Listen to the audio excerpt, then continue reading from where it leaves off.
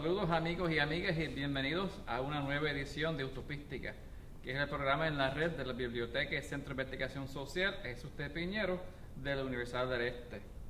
Les habla Jaime Parch, catedrático auxiliar destacado en la Biblioteca Piñero, y me acompaña, como en otras ocasiones, el compañero profesor Manuel Almeida, que es director de la Biblioteca Piñero. Gracias, Jaime. Y hoy nos acompaña en esta edición el doctor José Laue Gómez, que es profesor de Historia y también en la Escuela Superior de Villalba y profesor también de Historia en la Interamericana. Bienvenido, José. Saludos, bienvenido, gracias por esta invitación, profesor Jaime Parch y profesor Manuel, gracias por la invitación. Aquí estamos pues para conversar un poco sobre este libro. Pues el libro, que es el tema principal de hoy, se llama Los católicos rebeldes en Puerto Rico durante la Guerra Fría. Así mismo es. Y para comenzar esta conversación, a ver, en el libro tiene que ver con sucesos en la Iglesia Católica más o menos durante la segunda mitad del siglo XX, ¿no? Y entiendo que hay dos elementos importantes que dan un poco de contexto histórico al estudio que usted hace en este libro. Dos hechos o dos procesos importantes. Uno es en la Iglesia Católica el Segundo Concilio Vaticano y a nivel global la Guerra Fría, ¿no? A ver si nos puede hablar un poco sobre esos dos hechos como referencia para la historia que narra. Muy bien. Es importante establecer que el libro Católico Rebelde se enmarca dentro del periodo de la Guerra Fría, particularmente entre las décadas del 60 y 70.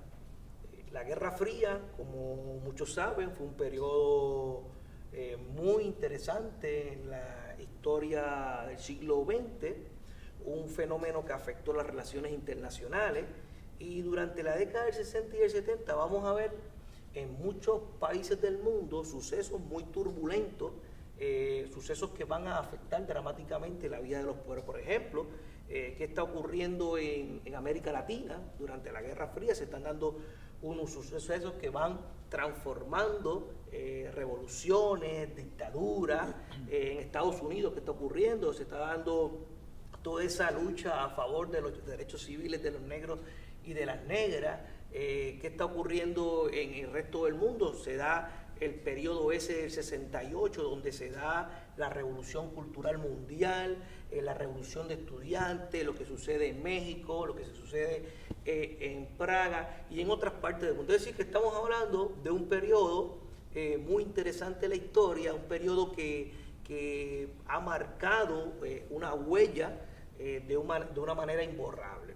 Eso, naturalmente, pasa a Puerto Rico, es un microcosmo de lo que ocurre en el mundo, así que Puerto Rico también se va a ver afectado durante ese periodo, un periodo de mucha persecución política, un periodo donde los estudiantes van a estar en las calles, donde van a haber un montón de huelgas de todo tipo, y eso es lo que está pasando en el mundo durante la Guerra Fría. Así que este libro se enmarca en ese periodo de la Guerra Fría. El mundo está turbulento, la gente está luchando, la gente está en la calle, la gente está pidiendo reformas, transformaciones. La Iglesia no se queda atrás dentro de todo este periodo, ¿verdad? Y surge la Iglesia Europea, lo que se conoce como Concilio Vaticano II. Concilio Vaticano II, un suceso dentro de la Iglesia muy importante, porque a partir de Vaticano II, 1962, se van a abrir las puertas de la Iglesia. Se hablaba de una iglesia medievalista, se hablaba de una iglesia atrasada, arcaica, con unas ideas todas trasnochadas, y con Concilio Vaticano II pues se inicia un proceso de reapertura, un proceso de transformación. Se abren las puertas a nuevos cambios, a nuevas ideas, inclusive a tener contacto con no cristianos, que eso también es bastante interesante. Es decir, que ese Concilio Vaticano le va a dar la apertura a ideas hasta de personas que no eran cristianas en ese periodo. Así que el Concilio Vaticano va a ser un suceso dentro de la iglesia muy importante, va a durar entre el 62 al 65. Dentro de ese concilio van a nacer una serie de encíclicas, la Passion in Terris, la Mater y Magistra. Por ejemplo, la Passion in Terris, Paz en la Tierra, va a traer unos postulados muy radicales, postulados a favor de los pobres, postulados a favor de los obreros, postulados a favor de los campesinos, postulados a favor de los más necesitados. Todo eso se entronca en lo que está ocurriendo en el mundo, y de ahí pues sucede luego lo de Medellín, que no sé si esa es la otra pregunta o no sé si lo puedo seguir, ¿verdad? Medellín sería entonces en 1968 una respuesta a lo que está pasando en Vaticano II, que fue en Europa, pero esta vez en América Latina. En Colombia precisamente se van a reunir los obispos latinoamericanos un poco para reflexionar sobre lo que ha pasado en Vaticano, y van a tomar entonces posiciones desde Latinoamérica. Si bien Vaticano II fue un proceso europeo que va a salpicar a América Latina, no es hasta Medellín que se va entonces a dar ese proceso de transformación donde obispos, sacerdotes, monjas, entonces van a tomar la opción preferencial por los pobres. Y un poco eso sirve de puente perfecto, porque se hace referencia continua en el libro a la experiencia de la teología de la liberación en América Latina como una de las vertientes o digamos corrientes ideológicas que plantean un proceso de cambio, sino de cuestionamiento, o además de cuestionamiento dentro de la iglesia en Latinoamérica, para beneficio de los que nos acompañan. ¿Cómo surgió la teología de la liberación y cuáles son algunas de sus características principales? Interesantemente, yo soy un profesor, maestro de historia, no soy un teólogo, ¿verdad? Voy a tratar de explicar este proceso desde el punto de vista de un historiador, ¿verdad? Claro. La teología de la liberación, en la actualidad hay muchas teologías de la liberación, hay un montón de tipos de teología que se están trabajando en la actualidad, pero en la década del 60 y el 70 surge esta teología de la liberación, es la teología de la liberación latinoamericana. Es una teología que busca desarrollar la idea de una iglesia histórica, de una iglesia de liberación, y es importante establecer que en la década del 60, particularmente en Brasil, van sucediendo o surgiendo una serie de acontecimientos de cristianos de base, de sacerdotes, de una juventud católica que está iniciando un proceso de transformación en la iglesia, y allí precisamente se están dando otros procesos como la idea de Paulo Freire y la educación de liberación. Todas esas corrientes de liberación, recuerden, es importante establecer que esta teología de liberación es una respuesta a lo que está ocurriendo en América Latina, es decir, que en América Latina se están dando unos procesos de liberación, estudiantes, profesores y otros sectores que están luchando por cambios, por una nueva forma de gobernar, y entonces la iglesia también responde a ese proceso de liberación. Así que yo, desde mi punto de vista, la participación de los sacerdotes y monjas en este proceso es una respuesta a lo que está ocurriendo en el mundo, ¿verdad? Y entonces, en la década del 60 se empieza a establecer ese proceso en Brasil y en otros países, pero hay dos libros que inician o marcan la pauta de este proceso. Hay un libro de Gustavo Gutiérrez, Teología de la Liberación Perspectiva, creo que en 1971, es un teólogo dominico peruano, importantísimo, porque él es el primero que le da el nombre de Teología de la Liberación, aunque se estuviese haciendo de la década del 60, pero él le da el nombre a partir de la década del 70. Y hay otro libro de Rubén Albert, es teólogo protestante, brasileño, y escribe un libro que se llama Religión, opio o instrumento de liberación. Interesantemente, es decir que tanto el sacerdote católico como el teólogo protestante escriben libros al principio de la década del 70, ya dándole un nombre a esto de la teología de la liberación, que es un proceso muy amplio, es un proceso muy abarcador, pero que en otras palabras le va dando, le va informando, va analizando la iglesia desde un punto de vista más radical, desde un proceso histórico de liberación. Por ejemplo, una de las cosas que hacen es hacer la llamada revolución hermenéutica, que no es otra cosa que coger los textos de la Biblia y darle un enfoque histórico. Cuando hablan del éxodo en la Biblia, pues decir que el éxodo es un proceso de ¿qué? Un proceso de liberación, es un proceso concreto de liberación. Así que esta gente inicia dándole un análisis completo a los textos bíblicos, un análisis completo a los conceptos que se utilizan constantemente en la iglesia, y van desarrollando un discurso y una praxis.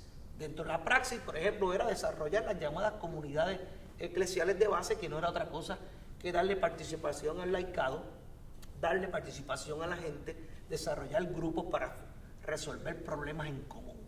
Así que sí, yo creo que es un fenómeno muy interesante, es un fenómeno que después en la década del 80 va a ser ya perseguido sistemáticamente, aunque hay algunos profesores en Puerto Rico, como el padre Fray Mario Rodríguez León, que establece que nunca la teología de liberación fue atacada por la Iglesia Católica. Así que Mario dice que, si bien es cierto que la teología de liberación fue en algún momento cuestionada, pero nunca fue atacada literalmente, sostiene Mario, aunque otros profesores y teólogos plantean que sí. De hecho, quizás el comentario que voy a hacer sirva de transición a la pregunta que yo sé que Jaime tal vez haga ya mismo. Pero me es curioso que ¿cómo era el título del libro de Rubén Albert? Religión, opio o instrumento de liberación. Que me parecería que entonces es una referencia bastante directa y obvia, porque cuando abre Carlos Marx ese texto de 1845 de la ideología alemana, citando a Bruno Bauer, cuando dice el opio es la religión de las masas, me parecería que es una referencia bastante obvia, ¿no?, a eso. Pero bueno. Muy interesante. En esa misma línea, si hablamos de esta teología, ¿no?, yo creo que se puede hablar de unas raíces también desde el siglo XIX, cuando León XIII publica, ¿no?, la carta Rerum Novarum, ¿no?, y habla de la cuestión social y habla de la necesidad de la iglesia incorporar en la clase obrera activamente, ¿no?, en el quehacer de la iglesia, y que luego en el siglo XX, pues entonces tenemos la experiencia, por ejemplo, de los sacerdotes obreros en Europa, ¿no? Sí. Y como que la iglesia lentamente empieza a tomar conciencia de que hay una clase, o sea, hay un conflicto de clases, y que es inevitable que la iglesia tome parte, ¿no? Tiene que tomar una posición. Y entiendo que en América Latina, por lo menos, desde Medellín, y esta teología empieza a cuajarse, lo que luego llaman la opción por los pobres, ¿no?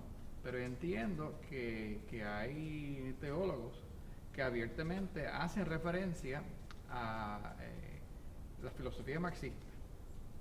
Y luego, pues los críticos van a agarrar ese hecho para señalar que esa teología no tiene base bíblica ni cristiana. A ver qué nos Sí, puede lo que decir. usted plantea es muy interesante. Cuando uno analiza algunos de los textos que tratan de manejar la historia de la teología de liberación, muchos de los autores van al siglo XIX, como usted plantea, pero hay otros que van más allá y recogen la experiencia de Montesinos y recogen la experiencia de Bartolomé de las Casas, que ya eso es de hace mucho tiempo atrás, pero ellos van señalando que ya en Bartolomé de las Casas, Montesinos, entre otros, si bien es cierto no existía una teología de liberación, existía un tipo de teología radical, porque esta gente, Montesinos, de las Casas, se enfrentaron a las estructuras y se atrevieron a llamar las cosas por su nombre. Así que muchos de estos historiadores de la teología de liberación van desde allá, desde el siglo XV, a hablar sobre esto como si fuese parte del origen. Hay algunas personas que plantean que el marxismo no fue tomado para reforzar la teología de liberación. Es decir, que hay algunos teólogos que dicen que, estaba leyendo un libro hace poco de Juan Tamayo, se me escapa el nombre completo. Tamayo escribe muchos libros sobre la teología de liberación y él plantea que nunca, sino que el marxismo no es algo que fortalece ni que alimenta la teología de liberación. Sin embargo, hay que establecer, ¿verdad?, lo que piensan otros. Otros señalan que el marxismo, que las herramientas, el análisis científico que proveía el marxismo, le daba las herramientas a estos grupos para analizar la cuestión de la pobreza en términos estructurales. En otras palabras, desde mi punto de vista, muchos de estos teólogos, sacerdotes, monjas y demás hicieron lo que otros sectores también hicieron para la época. Recuerde que en la época del 60 y 70 muchos de estos sectores van a tomar el análisis científico del marxismo para pensar, para analizar de dónde sale la pobreza. Así que yo creo que también vamos a ver en estos grupos, no necesariamente para algunos es que se conviertan en marxistas, sino que van a tomar las herramientas. Por otro lado, tengo que reconocer que van a haber otros sacerdotes, yo establezco aquí en el libro en algunos casos, que van a defender claramente el marxismo, pero hay que establecer que no era el marxismo leninista trasnochado, sino que era un marxismo. Hay un libro, quiero establecer algo, hay un libro del profesor Samuel Silva Gotay, que es El pensamiento cristiano revolucionario, es su tesis doctoral de la UNAM. En ese libro establece en un capítulo que va a haber un periodo en la década del 60 que va a haber un momento donde va a haber conversaciones entre los cristianos y los marxistas, no el marxismo leninista, sino un nuevo marxismo que va ya a pensar que la religión no es el opio del pueblo, sino que con la religión ellos van a darse cuenta que va a haber gente que realmente ayuda a los pobres. Y va a haber unos cristianos que van a decir, no necesariamente el marxista es un ateo, porque el marxista quizás plantea que es ateo, pero ayuda a los pobres, ayuda a los más necesitados. Y esa comunicación se va a dar en muchos sectores en la década del 60 y 70, y no necesariamente podemos señalar que tal cura se hizo marxista, que tal monja se hizo marxista, sino que quizás hubo unas conversaciones, un entendimiento elemental en algunos casos para poder entender de dónde salía la pobreza. Se ha mencionado varias veces ya en la conversación pues el contexto de la Guerra Fría, y en el libro pues se presenta el contexto de la Guerra Fría para acercarse a Puerto Rico y al asunto del que trata el libro. ¿Por qué se debe tomar en cuenta la Guerra Fría al momento de entender los conflictos dentro de la Iglesia Católica durante esta época? Muy interesante, porque la Guerra Fría, como mucha gente sabe, va a ser un periodo que va a afectar las relaciones políticas, las relaciones sociales. Recordemos que Puerto Rico, todavía inmerso en un proceso colonial, estamos en la década del 60, recuerden, precisamente en el 60 se estaba dando el resquebrajamiento de Lela, estaba colapsando, estaban dando los primeros síntomas de colapso del Estado Libre Asociado, y naturalmente la Guerra Fría, Puerto Rico, Estados Unidos va a tratar de evitar la otra Cuba. En ese periodo, si analizamos los textos, ya la Revolución Cubana se dio, y Puerto Rico va a estar ahí en el Caribe, y lo que hacen pues las autoridades gubernamentales y federales es evitar otra Cuba. Y evitar otra Cuba significa ¿qué? Pues tratar de reprimir movimientos sociales, movimientos políticos. Si hay una huelga, reprimirla, perseguir el independentismo, perseguir a los obreros, y ahí es que cae esta obra, porque estos sacerdotes, estas monjas, estos religiosos van a estar inmensos en ese proceso difícil para ellos, complicado porque era un proceso difícil, era un momento difícil donde pues muchos de estos sacerdotes van entonces a ser fichados por la policía, fichados por el gobierno, porque se va a pensar que su trabajo va a ser uno político. Y en muchos casos quizás no fue así. Aquellos sacerdotes que eran puertorriqueñistas, que querían una iglesia más democrática, una iglesia más cercana a los pobres, una iglesia con apertura a los laicos. Así que en este libro vemos cómo esa guerra fría, cómo el ambiente de persecución, ese ambiente de vigilancia va a afectar. En el cuarto capítulo del libro aparece cómo todos estos grupos en Puerto Rico fueron perseguidos, ¿verdad? De distintas maneras. Uno le quitaba las facultades para dar misa, otro le decía, mira, te mandaron para aquí, pero yo no te quiero aquí, te voy a mandar para otro lado. Así que sí, la Guerra Fría es un periodo muy interesante y algo que no se ha estudiado, que eso quisiera compartir con ustedes. Por eso que me interesó escribir algo como esto, porque en los libros de texto de historia de Puerto Rico nunca vemos cómo la Guerra Fría afectó al sector religioso. Están los libros de texto, hay muchos libros de texto, hablan de lo que está pasando en los 60, en los 70, pero nunca uno se pone a analizar, nunca hay nada que hable de los sectores religiosos. Entonces se nos olvida que la religión, que la cuestión de la cultura, también afecta las relaciones sociales y económicas de un país. Así que yo creía que era pertinente recoger esta historia de religiosos, de monjas, de seminaristas, de gente que estaba envuelta en la Iglesia Católica, porque no había nada. No, en los textos no presentan nada. No, si usted busca cualquier texto, inclusive el texto es lo que ha trabajado Fernando Picó, que Fernando Picó es un sacerdote jesuita, pero si usted revisa, pues no hay una sola línea. Lo que aparece más cercano al trabajo de un religioso es cuando fue arrestado Antulio Parrilla en el 79 por la causa de Vieques, que es lo único que aparece en los textos. Monseñor Antulio Parrilla arrestado, nada más aparece.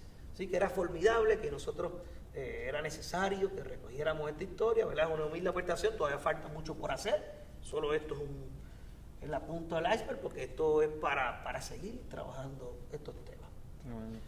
En esa misma línea, a ver, porque en el libro presenta mucha documentación, me parece que es valiosa, precisamente para fundamentar lo que está diciendo sobre este movimiento y la represión. A ver si podría hablar un poco, en términos generales, de la labor que estos grupos realizaron, sean los dominicos, los trinitarios, Antulio Parrilla, la Sagrada Corazón, y en general, qué tipo de trabajo realizaban estas personas. Y entonces, porque se ha hablado de la represión, pero en este libro mucho de esa represión es dentro de la iglesia. ¿Cuáles fueron los trabajos que realizaron que provocara esta clase de represión eclesiástica? Muy bien. El capítulo donde se recoge ese trabajo pastoral de liberación, yo le llamo pastoral de liberación, praxis de liberación, es el capítulo 3, es un capítulo extenso, es el corpus de mi trabajo, principalmente es ese capítulo. Y yo voy poco a poco identificando los distintos sectores que hicieron un trabajo pastoral de liberación, un trabajo democrático. Y hay un montón de nombres, ¿verdad? Solo por mencionar algunos. Está el caso de Antulio Parrilla, que es un caso muy importante, que es un caso que quizás es el más trabajado. Parrilla fundó cooperativas, se menciona que casi el 75% de las cooperativas fueron fundadas o pensadas por esta persona.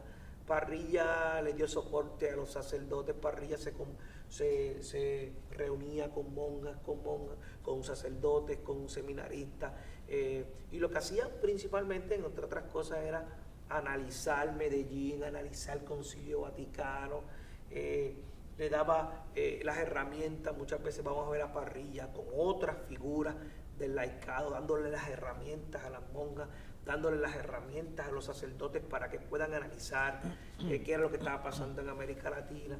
Así que Parrilla es una de las figuras, ¿verdad?, centrales. Fernando Rodríguez, una figura importantísima. Fernando, muy interesante que Fernando, cuando le toque viajar por América Latina, va a ver en América Latina, en el libro aparece, y los trabajos que también él ha realizado, que vamos a ver que Fernando, estando en América Latina, cogiendo talleres, cogiendo simposios, allí va a estar en contacto con todos estos grupos avanzados de América Latina, va a ver en práctica lo que es la teología de la liberación. En Puerto Rico, Fernando va a desarrollar unas dinámicas pastorales muy interesantes en La Perla, en otros lugares donde van a identificar comunidades pobres y van a darle las herramientas a esas comunidades. Van a conseguir economistas, van a buscar sociólogos, van a buscar historiadores, van a buscar una serie de figuras que van a darle a los lugares donde se encuentran herramientas para salir de la pobreza. En el caso de las monjas del volcán vamos a ver una dinámica muy interesante. Estas mujeres van a estar en las protestas, van a estar en las huelgas, en las líneas de piquete, van a cantar consignas en las líneas de piquete, van a reforzar a los pobres que han tomado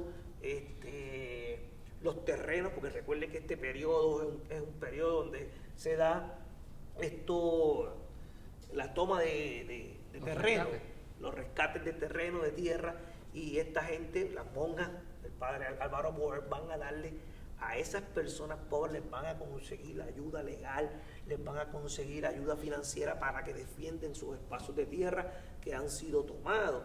Así que vamos a ver un sinnúmero de eventos. En el caso de los trinitarios de Cuamo, van a ser trabajos de mucha significancia histórica, van a trabajar a favor de los pobres.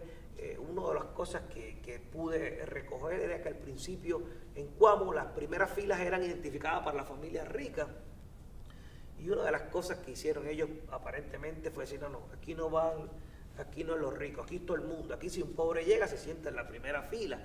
Es decir, que van a hacer un trabajo pastoral muy interesante, van a recoger parte de la cultura, porque es una cosa muy interesante de estos grupos religiosos, que muchos de estos grupos religiosos vinieron del extranjero, ¿verdad?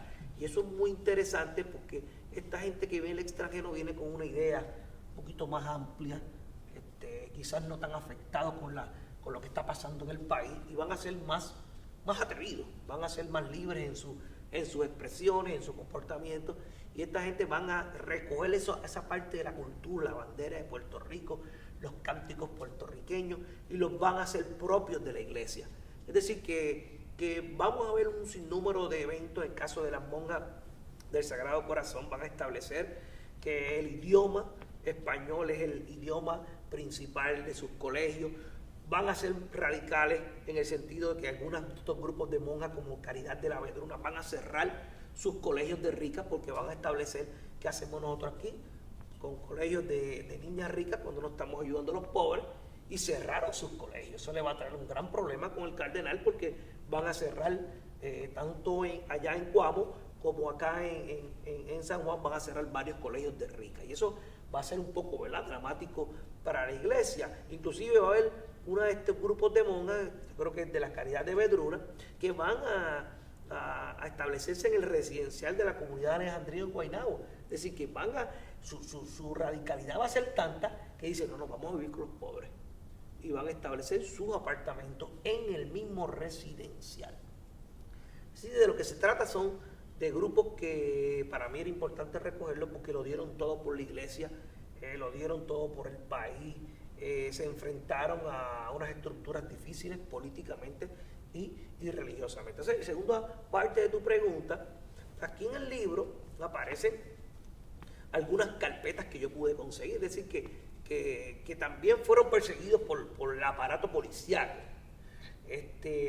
¿Por qué aparece más en el libro que se ve más persecución de parte de la iglesia? Pues yo no me atrevo, esa pregunta me la han hecho, y no me atrevo a contestar quién fue el más que persiguió, si fue la policía, el aparato gubernamental, o si fue la iglesia. Yo lo que creo es que en ese periodo se va a ver quizás un maridaje entre la policía, las estructuras y algún aparato jerárquico. Se va a dar una conexión, eso sí que creo que pasó. ¿Quién persiguió más? Todavía eso está por estudiarse, pero sí aparece bastante persecución dentro de la iglesia, principalmente de los obispos. Y esto yo quisiera establecer que quizás, una pregunta que me hicieron hace poco, se trataba de que eran santos unos y diablos los otros. No estamos hablando de eso, ¿verdad? Eran ideas distintas, era un escenario donde había un modo de pensar de una manera y un modo de pensar de otra, y eso chocó. Y eso chocó y se va a dar naturalmente una persecución, un poco en ocasiones más livianas, en otros un poco más fuerte, ¿verdad? Cuando el cardenal o cuando el obispo de Cagua le eliminaba la facultad, le quitaba la facultad a los jesuitas, ya eso se ve, eso es algo fuerte, ¿verdad? Porque vamos a ver en el libro como Jorge Amber y Fabián no podían dar misa en ciertos lugares. Después ellos me cuentan que se la ingeniaban para seguir dando misa secretamente. Pero eso se va a dar. Lamentablemente, y esto lo hago un poco para que estas cosas no se repitan, ¿verdad? Como historiadores muchas veces plasmamos los sucesos un poco para que no se vuelvan a repetir.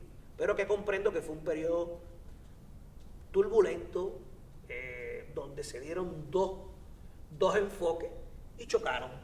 Pero que quizás no se trate de diablo ni de santo, quiero dejarlo establecido, aunque otros me digan, no, fíjate, eran diablos y santos. Así que, pero sí, se dio mucha persecución de parte de los dos. El libro principalmente recoge de la iglesia, porque de la policía, muchos de las monjas que entrevisté no se atrevían a darme sus carpetas, o me las negaban, no querían. Yo entrevisté monjas que me decían, por favor, no quiero recordar esto, ojalá y esto nunca haya pasado, porque era gente ¿verdad? Gente de iglesia, gente muy querida, gente que todavía está en la iglesia. Hay otros que salieron por un sinnúmero ¿verdad? de fenómenos que ocurrieron, pero aún así los que salieron de la iglesia siguen siendo gente muy cercana a la iglesia, gente muy comprometida con los elementos más básicos del cristianismo. De hecho, o sea, que no sé si quiere añadir algo más, porque aunque ya he comentado al respecto realmente, porque en América Latina, pues sabemos que la teología de la liberación y las personas que lo suscribían, los movimientos que lo impulsaban, pues sufrieron distintos tipos de grados de represión, de hostigamiento, sino simple y llanamente de asesinato, como el caso del Monseñor Romero en El Salvador y tal. Un poco cómo pensar el proceso en Puerto Rico a la luz de esas experiencias de represión en América Latina. En Puerto Rico, yo sostengo en mis conclusiones que el caso no va a ser igual a América Latina, pero va a tener sus propias particularidades y va a tener su propia experiencia. Cuando uno se pone a analizar este periodo, se va dando cuenta que en los periódicos que se publican en la isla sale mucha información de lo que está pasando en América Latina. Yo tengo ahí una nota al cárcel donde aparece El Mundo, monja es asesinada, monja toma las armas en América Latina. Es decir, que lo que está pasando en América Latina está llegando aquí muy claramente, eso por un lado. Segundo, muchos de estos sacerdotes que están en Puerto Rico, monjas, seminaristas, se están formando en América Latina, porque hay una conexión, porque está la core que es bien importante, que le dio un refuerzo brutal en términos teológicos a los sacerdotes de aquí. Había muchos talleres que se invitaban, es decir, que muchos religiosos que estaban aquí estuvieron en América Latina, en Colombia, en colegios, en estudios de un mes, 2 meses. Todo lo que esa gente veía aquí llegó acá. Y naturalmente, la persecución que se dio acá, esta gente se enteraba acá. No podemos decir que en Puerto Rico asesinaron monjas, aunque no sé si pueda decir esto, en el caso de Fernando Rodríguez, en algunas ocasiones decían que el infarto que le dio fue producido por lo que hizo Cardenal. Así que, si bien no es cierto que no lo mataron, pero lo mataron de otra manera. Lo mataron de otra manera. Así que el caso de nosotros tiene sus propias particularidades. Aquí no vamos a ver un Camilo Torres, ¿verdad? Un sacerdote que tomó las armas, pero porque era otra experiencia. Aquí el cerco colonial no nos permitió, era un poco difícil, un poco complicado. Pero aquí vamos a ver sacerdotes que van a enfrentarse una desobediencia civil pacífica, van a ser arrestados, van a estar en una huelga en la primera línea de piquete, y nosotros creemos que eso es tan radical como cualquier otra cosa que hicieron los otros sacerdotes en América Latina. Pero sí es cierto que son casos que tienen su semejanza, pero naturalmente hay sus diferencias marcadas. Nosotros establecemos que aquí hubo una pastoral de varios puntos. Aquí yo sostengo en mi conclusión que esto se manifestó desde varias vertientes. Hubo los religiosos que se fueron abiertamente a favor de la independencia, está claro eso. Hubo otros que no tan solo fueron independentistas, sino que se fueron atados con el socialismo. 2. 3. Hubo pastorales aquí, en algunas parroquias, que se dedicaron a recoger la cuestión de la afirmación puertorriqueña, es decir, somos puertorriqueñistas, vamos a hablar español. Hubo otros que lo que hicieron fue democratizar las estructuras. Vamos a darle más participación a los laicos, vamos a abrir las iglesias a los más pobres. Hubo otros, recuerdo las monjas del Buen Pastor, un ejemplo, que van a establecer estructuras en Cuamo, allá con Metalarte, la del Buen Pastor con las cooperativas que se fundaron en distintos lugares. Vamos a darle herramientas al pueblo para que salgan de su pobreza. Es decir, cada uno fue por su vertiente, pero había algo en común entre todas ellas, que su fin era ayudar a los sectores más pobres de Puerto Rico.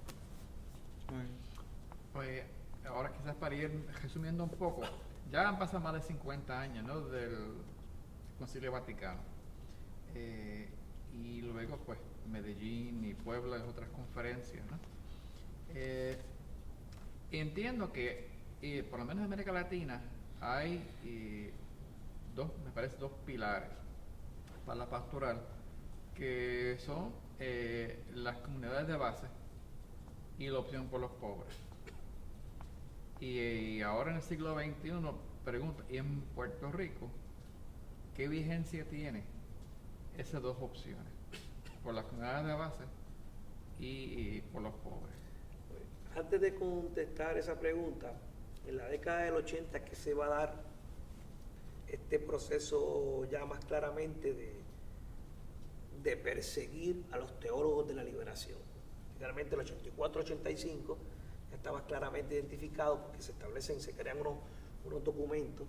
Quiere decir que mi estudio llega hasta el 79, pero yo puedo llegar a la conclusión que ya cuando llegamos a los 80 van a haber grupos que van a seguir con su pastoral, pero va a iniciar un proceso de disminución en el sentido del trabajo pastoral, porque se va a iniciar un proceso más sistemático de persecución. Le va a decir, mira, cura que esté en eso, cura es que hay que sacarlo. Así que yo creo que los 80 y los 90 van a ser periodos de un poco más de frialdad en ese proceso.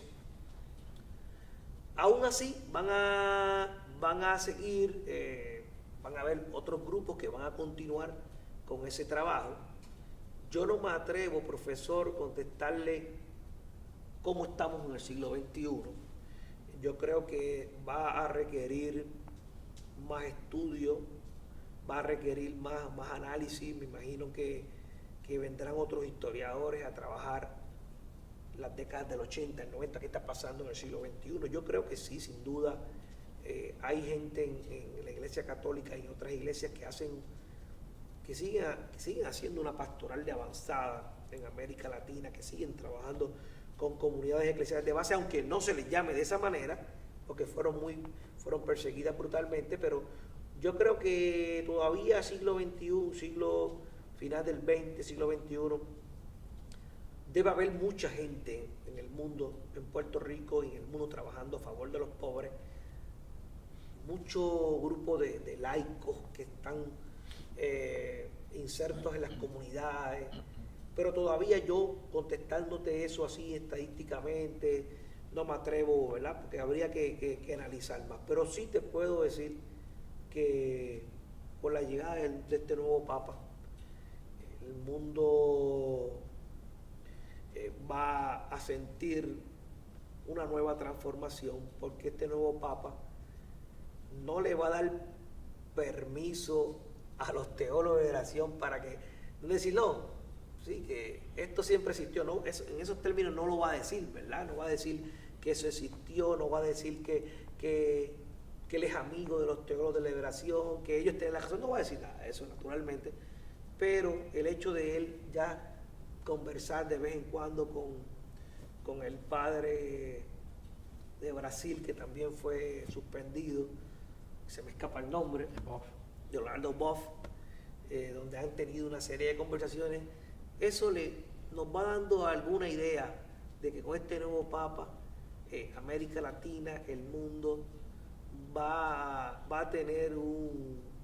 nuevo desarrollo de toda esta pastoral a favor de los pobres. Así que yo creo que sí, la esperanza es que Papa Francisco, lo que acaba de hacer muy interesante, 1.500 pizzas para 1.500 pobres, todo lo que hace se escapa de vez en cuando y le lleva a los pobres, nos va dando un mensaje. Yo lo que creo, ¿verdad? Ya esto es un análisis mío, la conclusión mía, es que este nuevo Papa viene a ratificar lo que hicieron estos grupos, viene a ratificar lo que hicieron estos grupos en América Latina, lo que hicieron estos grupos en Puerto Rico.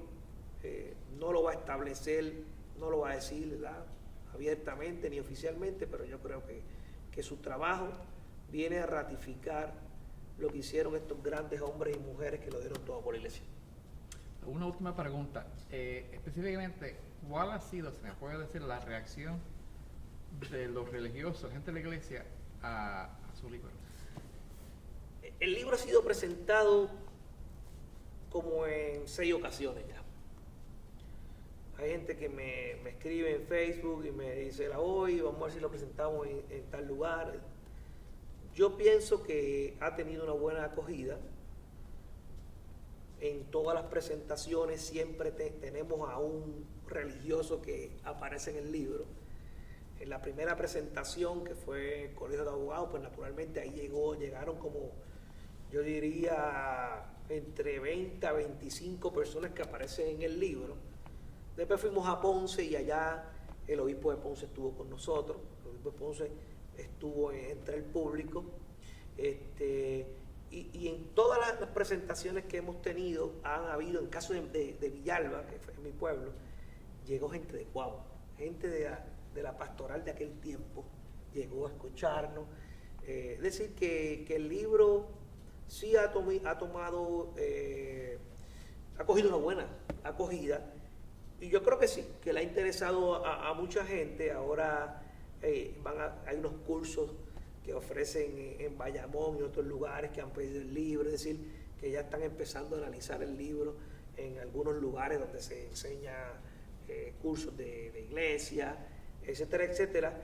Pero naturalmente esta cuestión de la promoción es un poco difícil, hay que seguir, ¿verdad?, promoviendo el libro, pero que yo creo que sí, que el libro ha tenido una buena acogida. Hace poco fue reseñado en El Nuevo Día, ha sido reseñado en algunos periódicos, y sí, creo que la gente que aparece y los que no aparecen, porque hay mucha gente que me dice, pues no aparece en el libro, pero yo en ese periodo estaba estudiando, en ese periodo la voy, y vas a tener que estudiar del 80 para adelante, porque en el 80 yo estoy. O sea que sin duda es una invitación a que el libro no se quede ahí, sino que después haya otro, o yo mismo, ¿verdad?, que podamos recoger la historia de la iglesia desde el 80 hasta Vieques, ¿verdad? Porque en Vieques fue algo muy interesante, que ahí que se va a ver a un sinnúmero de religiosos dando la batalla a favor de los más necesitados. Muy bien. Bueno, profesor, agradecemos la visita que nos hace hoy y felicitamos por el libro, que me parece que es una gran aportación a la historia de la iglesia en Puerto Rico, ¿no? Y de igual modo, pues, agradezco al compañero Manuel Almeida su presencia aquí, también a Radamés Barreto, que está detrás de la cámara, y a nuestro público, pues les invitamos a que nos acompañen en la próxima edición de Utopística. Que estén bien.